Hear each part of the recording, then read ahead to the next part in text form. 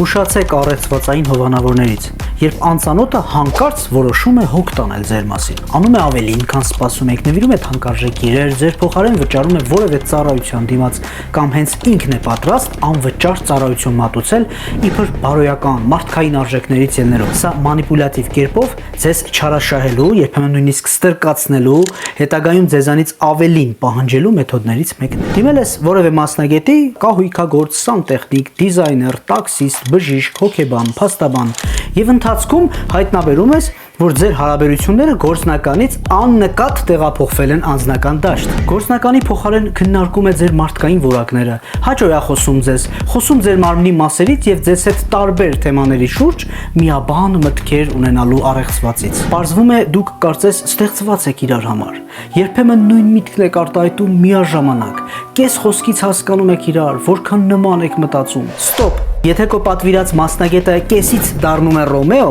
ուրեմն կամ կդադարեցնես այս կրկեսը, կամ կդառնաս իր անկողնային հերթական զոհը։